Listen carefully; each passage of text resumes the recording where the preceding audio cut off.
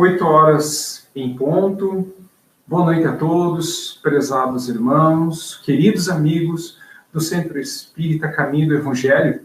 É mais uma vez com grande honra, com grande alegria, que damos início a mais uma transmissão ao vivo, levando uma palavra de acolhimento, de carinho, de reerguimento moral, nesses dias tão atribulados que nos exigem um bocado de esforço para vencer esses desafios que nos estão sendo apresentados a todos. Então vamos dar início à nossa atividade da noite de hoje, inicialmente fazendo uma pequena leitura do livro Gotas de Esperança. E ele diz assim: todo o universo vibra. Você é movimento. Coloque em ação também as suas potencialidades. Busque intensificar o amor que tem. Vá em frente. Não acredite no descanso sem trabalho, no conforto só para si, na riqueza sem proveito para os outros. O que você tem, egoicamente, desaparece.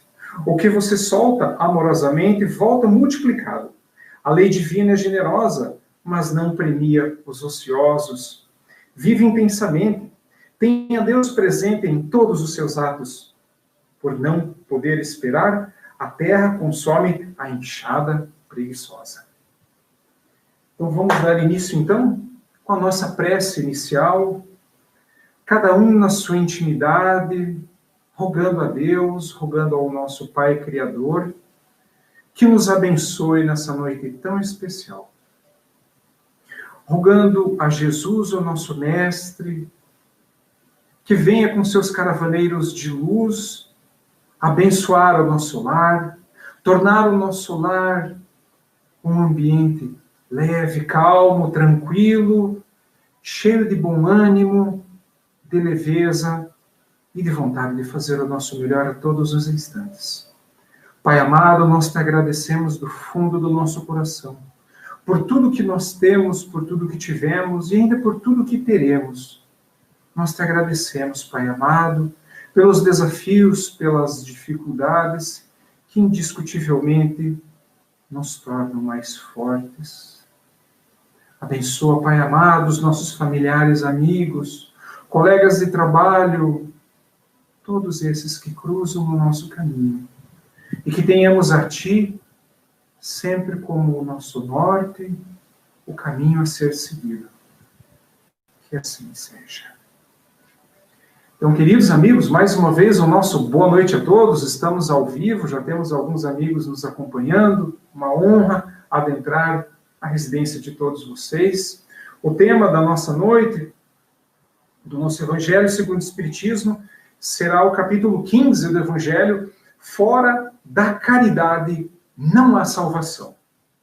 Esse é um tema, confesso a todos, quando eu iniciei na doutrina espírita, algum tempo atrás, era um tema que me deixava bastante instigado. Imaginava eu como é que pode, fora da caridade, o que exatamente é caridade? Salvação de que exatamente? É isso que nós nos propusemos a falar nesta noite tão especial. Quando nós falamos em caridade, toda a imagem que nos vem à mente instantaneamente é da esmola. Alguém passando por uma situação de necessidade, normalmente alguém jogado numa calçada fria e gélida, com roupas sujas, mal cheiroso, numa situação bastante triste, solicitando algumas pequenas moedas para sua subsistência, para sua sobrevivência. Essa é a ideia que nos passa pela cabeça automaticamente quando nós falamos a respeito de caridade. Mas será que caridade é só isso? Será que a caridade, como entendia Jesus, ela está circunscrita, ela está encaixotada só nesse modelo que nós entendemos? Vamos dar uma olhadinha, então, no que diz o Mestre, o que diz Jesus a respeito de caridade, e lá na questão 886 do Livro dos Espíritos, Kardec pergunta à espiritualidade amiga: qual o verdadeiro sentido da palavra caridade, como entendia Jesus? E a resposta é essa: benevolência para com todos, indulgência para as imperfeições dos outros e o perdão das ofensas. benevolência, indulgência e perdão. Nós podemos interpretar da seguinte forma: pegar um equipamento tecnológico bastante antigo, chamado o BIP, que era um aparelhinho, assim, os primórdios do telefone celular. A gente ligava lá para uma central, passava o código, o número do aparelho, e esse aparelhinho, ele vibrava com a pessoa que estivesse com ele. Quer mandar um recado para o amigo, para a esposa, para o marido, mandava e daí aparecia numa tarjetinha uma mensagem bem curtinha. Então, esses eram os primórdios lá do telefone celular, há um bom tempo atrás. Então, nós podemos interpretar assim, né? O BIP. O que era caridade, como entendia Jesus? O BIP. Benevolência, indulgência e perdão das ofensas. Estamos falando a respeito de uma grande virtude, que é a caridade. O BIP. Então, gravemos isso aí no nosso íntimo. Quando nós passarmos por alguma situação em que seremos solicitados a uma ação, vamos ver como que Jesus agiria diante deste momento. O BIP, aquele aparelhinho, como uma pequena comparação. Mas lembrando que a benevolência, indulgência e o perdão das ofensas. O perdão que indiscutivelmente torna o nosso coração mais leve. Perdão que já até a ciência materialista entende como sendo de grande valia para a diminuição dos quadros de depressão, de doença, de todas essas situações que nos constrangem o nosso coração e também a nossa saúde. Mas a caridade verdadeira, essa virtude colocada em prática, ela traz consigo, para aquele que faz, assim para aquele que recebe, alguns adendos que são muito bonitos, são muito bacanas e que nos fazem muito bem. O primeiro deles, caridade verdadeira desenvolve a sensibilidade e a inteligência. Desenvolve a nossa sensibilidade, desenvolve a nossa empatia. Quando nós percebemos alguém passando por uma situação que não seja simplesmente alguém pedindo dinheiro na rua, desenvolve a nossa empatia ao perceber que alguém e qualquer pessoa pode passar por uma dificuldade, onde nós, desenvolvendo a nossa sensibilidade, nós colocamos em ação a nossa inteligência e a nossa sensibilidade, imaginando o que eu posso fazer para diminuir o sofrimento daquele irmão. Essa é o primeiro efeito positivo da caridade, essa ação que nós temos em nossas mãos. Em segundo, caridade não depende de credo religioso. Toda e qualquer pessoa, esteja dentro de essa ou aquela religião, A, B, ou C ou D, pode perfeitamente colocar em prática essa atitude. Pode ser ateu, espírita, budista, umbandista, teosofista, seja lá o que for. Nós temos a oportunidade. Como na parábola do bom samaritano, aquele que se encontrava todo machucado no caminho, o samaritano, ao vê-lo no caminho, é o único que foi tocado de compaixão. Entrou em ação e fez tudo o que podia por aquele homem. Ele não para a viagem dele, ele continua. E mesmo assim ele vai até o homem da estalagem e deixa uma quantia, uma certa soma em dinheiro, dizendo que se a ida faltar, na volta ele pagaria. Ele auxiliaria. Tem mais? Caridade é disciplinada e bondosa. Faz o bem, não cobra nada em troca, mas requer muita disciplina. Requer muita disciplina, pois caso contrário ele pode causar outros problemas se agirmos de forma indisciplinada. A caridade é praticável, então, por todos nós. Por todos. E um pouquinho mais adiante, veremos numa questão do Livro dos Espíritos, que ele explica exatamente esse preâmbulo que estamos fazendo. Caridade, meus irmãos, é Jesus em ação através de nós.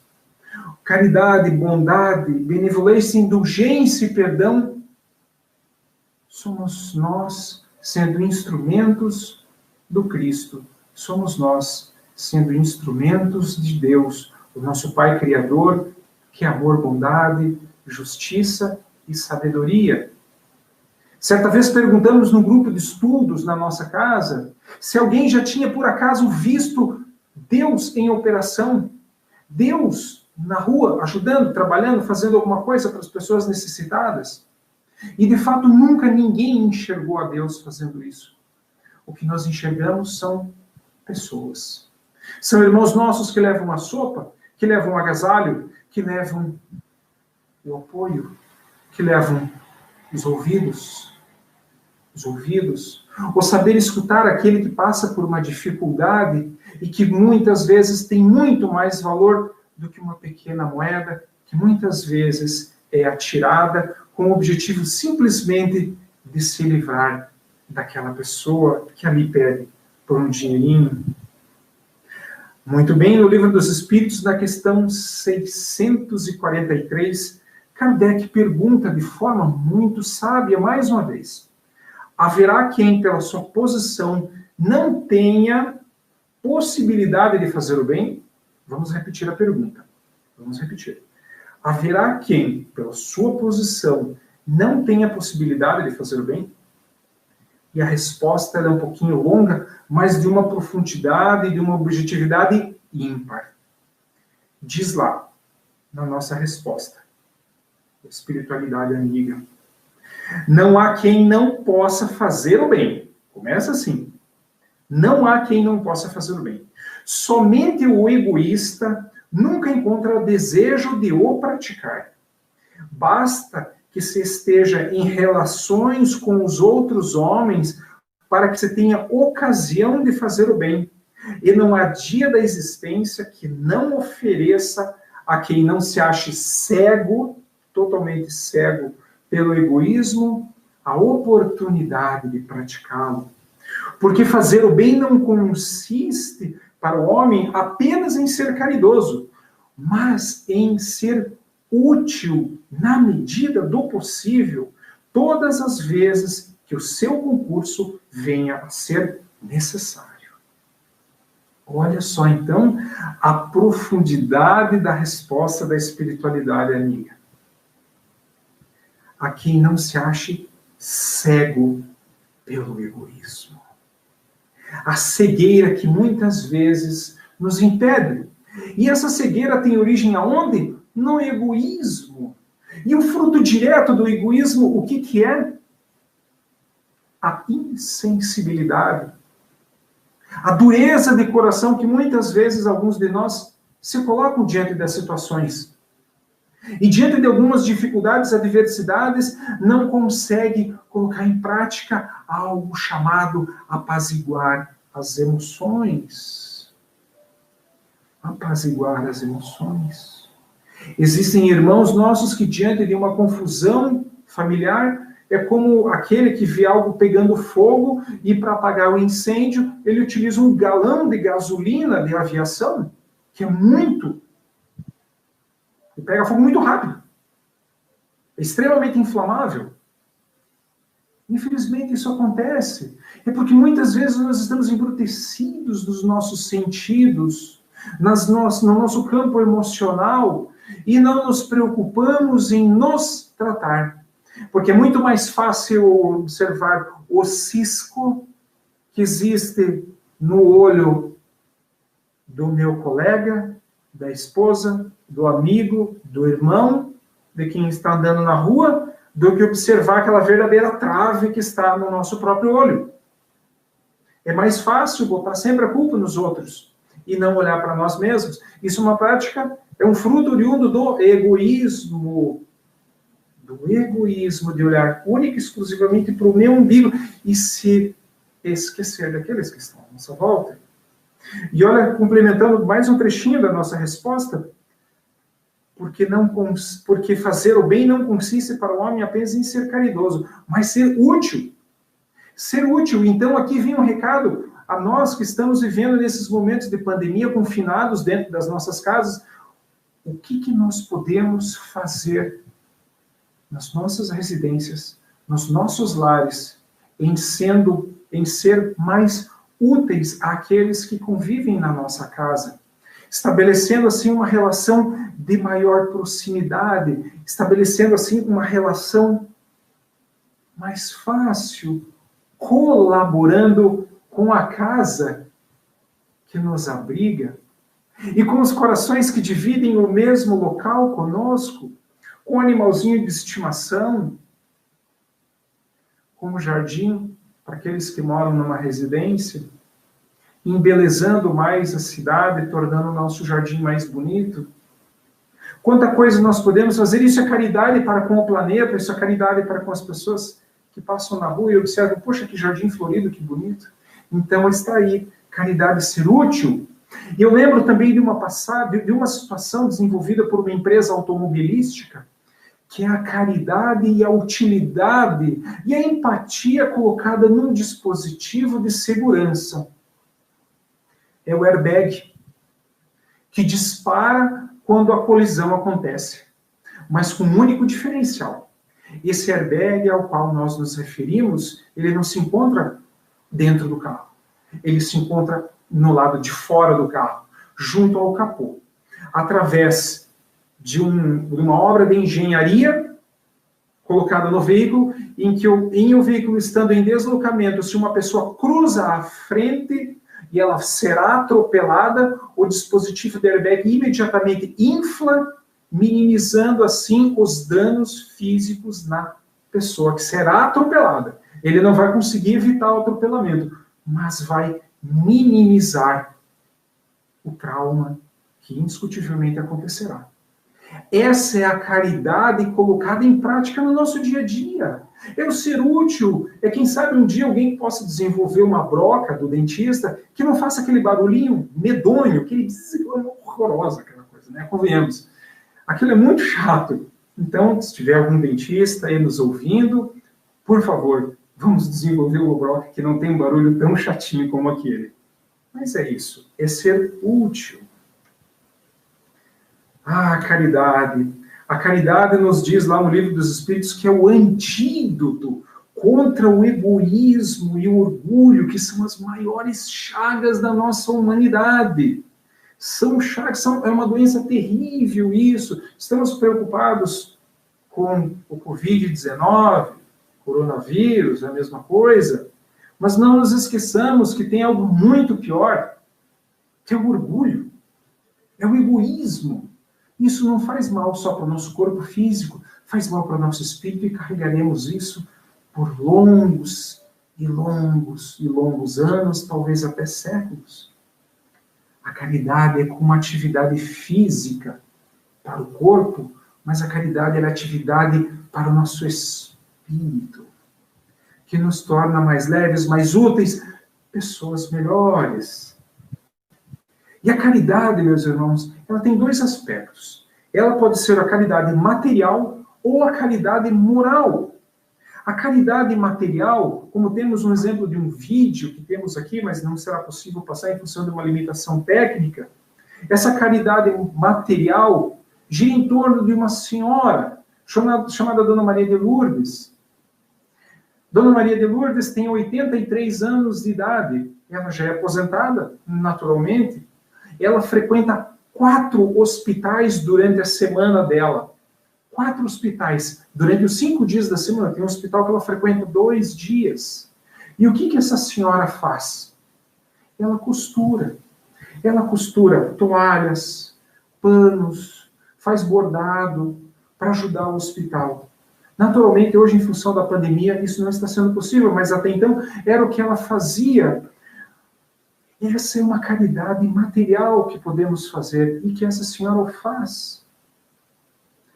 Indo todos os hospitais, todo dia, das 8 até as 4 da tarde, de ônibus, onde ela tem a oportunidade de conversar com as pessoas, onde ela tem a oportunidade de estar ali naquele convívio, mas principalmente naquela atitude de fazer um babadinho num pano de prato que será vendido num bazar, ou de preparar uma toalha para um doente, nesse processo de manufatura. A Dona Maria de Lourdes coloca nesse objeto o seu melhor. Ela coloca nesse objeto energia, fluidos benéficos, que agem como um passe quando feitos com grande e boa vontade, e realmente é o caso dela. Então, tudo aquilo que nós fazemos, nós preparamos para alguém com carinho, com amorosidade, fica impregnado de fluidos positivos, fica impregnado do nosso carinho, do nosso amor. Isso também é caridade. Então, se formos dar um dinheiro, uma moedinha para quem se encontra numa situação de rua, que o façamos com as melhores intenções, pois estará ali carregado as nossas energias. Quando formos levar uma doação de telhas, no caso que houve um vendaval e destruiu algumas casas, façamos isso sem segundas intenções, colocando o nosso melhor. Mas além da caridade material, nós temos também um exemplo de caridade moral, do Abel Domingues. Abel Domingues é um funcionário público que, em alguns momentos, ele, vendo uma necessidade em comunidades muito pobres, comunidades em que as crianças não tinham oportunidade de ir a shopping centers, cinema, esses locais, ele procurava levar um teatro de bonecos até aquele local, levando alegria, levando divertimento àquelas crianças. É uma caridade moral, porque ele não leva nada de físico para doar, levar para as crianças, mas ele leva alegria, ele leva esperança, ele leva um divertimento saudável àquelas comunidades longínquas que não têm acesso à tecnologia, não têm acesso às belezas materiais de um shopping center ou coisa parecida. Então, observemos quanto campo existe para fazermos o bem. A gente até brinca, né? Temos familiares que já se encontram num lar de idosos, e quando a gente vai a primeira vez, a primeira preocupação de quem dirige é pensar, será que vai ter vaga para parar o carro lá na frente? E, infelizmente, a nossa sociedade ainda se encontra num momento em que, quando você para o carro, você se aproxima do lar de idosos, sempre tem um lugar para parar o carro, porque dificilmente as pessoas vão até lá visitar os seus idosos. Hoje, na situação da pandemia, realmente não é possível. Os asilos, os lares de idosos, casas de longa permanência se encontram com a visitação limitada, totalmente limitada, em verdade, mas antes de existir essa situação, as visitas eram muito poucas, assim como nos orfanatos. Então, que procuremos colocar em prática mais essa nossa amorosidade, visitar aqueles que tanto fizeram por nós no passado, porque isso também é caridade, isso também é amor em ação. Vamos para o próximo slide. Aqui a caridade, então, é essa via de mão dupla. É uma via de mão dupla. Quem recebe é muito bom, mas quem dá também é muito bom, porque é a nossa prática de exercício espiritual. Aí vem a pergunta, tem algo que a caridade não pode ter? Será que tem algo que a caridade não pode ter? Tem. Caridade não pode ter interesses pessoais. Não pode ter. O trabalho tem que ser desinteressado. E se algum interesse existir, que seja o interesse de fazer o nosso melhor sempre. Não com segundas intenções. Pois, caso contrário, perde totalmente o valor para aquele que faz. Para aquele que recebe, será indiferente. Mas para aquele que o faz, sem dúvida haverá diferença. Caridade não pode causar atrofia no assistido. O que isso quer dizer? A caridade, ela não pode enfraquecer, ela não pode tolir os movimentos ou tornar o cidadão preguiçoso. Não pode. Ela tem justamente que fazer o contrário. Fazer com que ele se desenvolva e vá buscar a própria sobrevivência, e isso redunda, acaba ocasionando algo chamado dignidade. Muita dignidade. A pessoa se sente bem, se sente feliz. Poxa, que bom que está dando tudo certo. Eu estou conseguindo caminhar com as minhas próprias pernas. Então, caridade não pode, em momento algum, causar atrofia no assistido. Caridade não pode interferir no livre-arbítrio do assistido. Nós não temos o direito de empurrar as coisas, de obrigar a pessoa a fazer aquilo que nós desejamos. Nós estamos levando sopa aos necessitados. Vai ter que comer a sopa. Ah, mas eu não estou com fome. Vai ter que comer, porque você vai ficar magrinho. Não, nós não podemos interferir no livre-arbítrio. Não temos esse direito. E dentre outros exemplos que poderíamos citar, mas o tempo não nos permite. Mas, meus irmãos, a caridade tem outro detalhe muito importante que ela não pode ter. Não se pode esquecer do próximo mais próximo. De nada adianta eu ir lá em Piraquara, lá nos rincões de pobreza, ajudar os necessitados e esquecer que dentro da minha própria casa existem pessoas necessitadas. Talvez não necessitadas materialmente, mas necessitadas de compreensão, necessitadas de limites, de disciplina, de amorosidade, de presença, de auxílio, de ouvidos. Essa é uma grande caridade. Saber ouvir aquele que passa por uma necessidade. Saber ouvir e não dizer nada. Mas muitas vezes aquele irmão, amigo, nosso, esposa, marido, irmão, tio, tia, chega em casa do trabalho com o coração confrangido, com medo, desesperado. Nós podemos oferecer os nossos ouvidos acolhendo aquele que passa pela necessidade. Acolhendo. Agora, a pergunta da noite, dentro da fora de caridade, não a salvação, mas salvação de quê? O que nós temos aí? Puxa vida, mas como assim? Salvação do quê? O que é o medo? Fora da caridade não é salvação. Salvação de quê? Vamos lá, então. Vamos trazer um exemplo de um objeto da engenharia fantástico, cujo idealizador é uma figura um tanto quanto complicada. Esse objeto, criado pela engenharia humana, ele tem um grau de resistência ímpar. Resiste a aproximadamente 6.000 metros de profundidade, ele aguenta um impacto de 3.400 Gs, quer dizer, você pode jogar ele lá no 100º andar, que o negócio vai continuar funcionando. Suporta até 1.100 graus Celsius por até 1 hora. É muito quente. E o negócio continua funcionando. Mas ele não é indestrutível. Então, se a gente colocar tudo isso aí, esse equipamento, esse objeto, nessa situação, ele vai acabar estragando depois de um tempo. É indestrutível. Estamos falando da caixa preta de uma aeronave, que grava tudo o que acontece na cabine de comando do avião e ocorrendo um acidente, coisa que é algo lamentável, muito triste. Os engenheiros depois retiram a caixa preta para saber qual foi a causa do acidente. E, pasmem, o idealizador deste equipamento, dessa obra de engenharia, foi ninguém, nada mais, nada menos do que Adolf Hitler.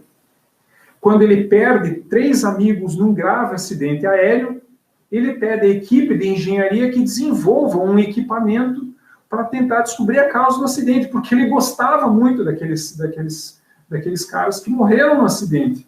Então vejam que até a alma, o coração mais empedernido, talvez, da nossa humanidade, ainda assim tinha traços de ligeira bondade. Então nos referimos aqui à caixa preta. O que ela faz? Ela registra tudo o que acontece lá dentro, mas ela não é indestrutível. Mas tem outra coisa, meus irmãos, que essa é indestrutível. Ela não é obra da engenharia humana. Ela é obra da engenharia divina. E é desta que nós não conseguimos escapar. Chama-se consciência. Chama-se consciência. É a nossa caixa preta íntima. É a que está aqui dentro do meu espírito, que é imortal, que nunca vai se destruir. E na minha consciência fica gravado tudo o que eu faço, tudo o que eu executo na minha vida. Fica tudo gravadinho ali dentro como uma caixa preta. Só que ela não é indestrutível. Ela é totalmente indestrutível, perdão. Ela é indestrutível, ela não se estraga. Fica gravado tudo. E a nossa consciência é dessa que poderemos nos salvar praticando a caridade, com justiça, com benevolência, com indulgência, com perdão. Isso não quer dizer que nós devamos ser bobos ou complacentes com tudo que acontece à nossa volta. De forma alguma. Para isso, Deus nos deu inteligência e raciocínio para poder fazer esse contrabalanço do que está excedendo e do que ainda necessita de mais tempo de benevolência. O perdoar sempre, mas também ser bobo diante das atitudes que nos fazem, aí não. Nós não dormimos com as portas abertas, porque saberemos que o malfeitor vai se aproveitar disso. Nós não entregamos as nossas coisas, o nosso coração, de qualquer forma, pois nós temos que ter também, como bem coloca no Livro dos Espíritos, o nosso autocuidado, a nossa autopreservação. Então, meus irmãos, quando falamos de fora da caridade não há salvação, estamos falando da consciência que pode vir a nos cobrar aquilo que nós poderíamos ter feito e não fizemos, e deixamos para lá, esquecemos. Deixamos para o dia seguinte, como muito bem contado numa história, na antiga Rússia, onde duas senhoras foram assistir ao teatro, e ao ver o cidadão deitado naquele mármore frio, uma delas resolve tirar o agasalho, um belo de um casaco, e a outra diz, não, deixa, espere um pouquinho. Ele entrou ali com esse tal. Quando elas estavam saindo do teatro, ela tirou o casaco para entregar a ele. Mais uma vez a amiga disse, não, vamos fazer o seguinte. Esse casaco é muito bom para dar para ele. Vamos fazer o seguinte, logo que a gente chegar na tua casa, pede para um dos teus empregados vir aqui trazer um agasalho adequado e trazer um prato de comida, uma sopa quentinha. Falou, boa ideia, vou fazer isso.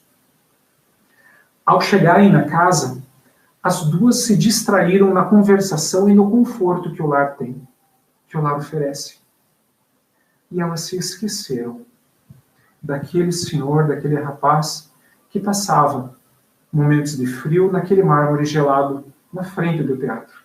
No dia seguinte, ela se toca da situação e pede para que um dos seus funcionários corressem até lá para acudi-lo de frio. Era tarde demais. Ele havia morrido de frio. Não existem certas coisas da nossa vida em que a urgência e a prontidão de atitude se faz necessária naquele instante. Nós não podemos nos deixar ludibriar pelo conforto que a casa nos traz, se esquecendo que amanhã depois poderemos ser nós a estarmos naquela situação de desconforto, naquela situação de dor.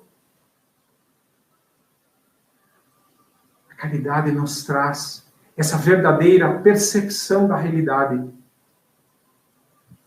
que nos rodeia, que está à nossa volta. E se vem até a nossa volta, não é por acaso, pois o acaso, sabemos muito bem que não existe acaso. Muitas vezes, aquele indivíduo necessitado, muitas vezes de uma conversa, foi colocado na nossa frente, porque nós tínhamos o remédio. A espiritualidade confiou em nós para que nós entregássemos os nossos ouvidos, uma palavra amiga, um abraço acolhedor, diante de um coração que pode estar muitas vezes diante do suicídio, de tirar a própria vida. Então, meus irmãos, façamos sempre o nosso melhor, pois a nossa consciência, como tão diz Emmanuel, é o aguilhão que temos no nosso íntimo, e a consciência pode nos causar noites perfeitamente bem dormidas, ou a nossa consciência pode nos trazer muitos meses da mais profunda insônia, da mais profunda depressão, que nós não temos explicações lógicas, pois está bem empregado, tem uma boa família, mas talvez lá no passado algumas situações ficaram mal esclarecidas e a consciência vem bater na sua porta, arrombar a porta, sentar no seu sofá, tomar o seu controle remoto e dizer o que vai assistir, e você será obrigado. Essa é a nossa consciência. E dela nós não conseguiremos escapar. Não tem escape dela. E na questão 965, já caminhando para o final da nossa exposição da noite, na questão 965, Kardec pergunta: tem alguma coisa de material as penas e os gozos da alma depois da morte? Olha a pergunta, eu vou repetir. Tem alguma coisa de material as penas e os gozos da alma depois da desencarnação, depois da morte? E a espiritualidade nos diz: não podem ser materiais, diz o bom senso, pois que a alma não é matéria. Nada tem de carnal essas penas e esses gozos. Entretanto, elas são 1000 vezes mais vivos do que os experimentais na Terra. Porque o espírito, uma vez liberto do corpo físico, é mais impressionável. Então a matéria já não embota mais as sensações. Observemos com profundidade esta resposta. Então, quer dizer que depois que a gente desencarna, as nossas sensações, elas podem ser 1000 vezes mais vivas para o bem ou para o mal. Para o agradável e para o desagradável. Será que nós estamos dispostos a carregar isso para a desencarnação que vai atingir a todos? Com a nossa vida baseada no egoísmo, no orgulho, tudo serve para mim. Tudo serve para mim, eu não me preocupo com nada. A rua é minha, eu faço do jeito que eu bem entendo e não estou nem aí. Eu incomodo no condomínio que eu moro e dane-se os outros. Quer ver? Já pensou quando chegar no plano espiritual, qual vai ser a colheita dessas atitudes? Naturalmente não será algo muito bom. Mas, no entanto, quando nós observamos algumas pessoas com as suas atitudes de bondade, de benevolência, de indulgência, de perdão, como Divaldo Pereira Franco e a sua mansão no caminho, como temos a doutora Zilda Ardes, nossa paranaense, que desencarnou há pouco tempo atrás, em missão, a uma mulher, uma médica que desenvolveu a multimistura, que salvou muitas crianças. Ou Madre Teresa de Calcutá, ou Irmã Dulce, ou então tantos outros anônimos profissionais de saúde que em tempos de pandemia, no hospital, trabalhando, fazendo, cumprindo a sua obrigação profissional, fazem mais do que a obrigação. Fazem mais que a obrigação. E naquele copo de água que é servido com carinho, com amorosidade, colocando naquele copinho, naquele líquido, na medicação, os melhores fluidos que a pessoa tem, colocando seus melhores sentimentos. Isso é caridade. Isso é amorosidade colocada em ação. A consciência dessas pessoas, indiscutivelmente, agirá de forma calma, tranquila, trazendo o reino dos céus, que não está em paragens espirituais lá longe da crosta terrestre, mas o reino dos céus que passa a habitar dentro do nosso coração, exteriorizado pelas nossas atitudes, pelo nosso carinho, pela nossa forma de agir. O reino dos céus está dentro de nós mesmos. Que o cultivemos, então, da melhor forma possível, pois ele, sem dúvida alguma, nos conduzirá à leveza, à paz, à tranquilidade, aquele momento que nós podemos deitar no nosso travesseiro à noite e dormirmos tranquilos, pois nós temos a certeza que fizemos o nosso melhor. Mas ainda assim existe uma pergunta já caminhando para o encerramento da nossa palestra da noite de hoje. Qual é o melhor e mais eficiente tipo de caridade? Repetiremos a pergunta. Qual é o melhor e mais eficiente tipo de caridade? E agora eu convido a todos que fechem os olhos por alguns instantes E imaginemos uma fotografia. Nesta fotografia se encontra um senhor de 70 anos de idade, com o seu netinho de 6 anos de idade ao lado. Esse senhor, o senhor João Almeida, ele é um senhor negro, que esboça no rosto um sorriso de profunda leveza e de grande confiança. Ao seu lado, João Henrique, o seu neto, de 6 para 7 anos de idade. O que esse avô faz, sentado à beira de um lago, segurando uma vara de pesca, colocando a massinha no anzol. Esse avô ensina a João Henrique a pescar. Essa, meus irmãos, é a melhor e mais profunda forma de caridade. Eu ensinar a pescar. Porque ele traz algo que nunca ninguém vai roubar de nós. Dignidade. Quando nós somos capazes de realizar as coisas, se assim conseguimos, é porque alguém no nosso caminho nos auxiliou, nos ensinou a pescar, nos ensinou a trabalhar.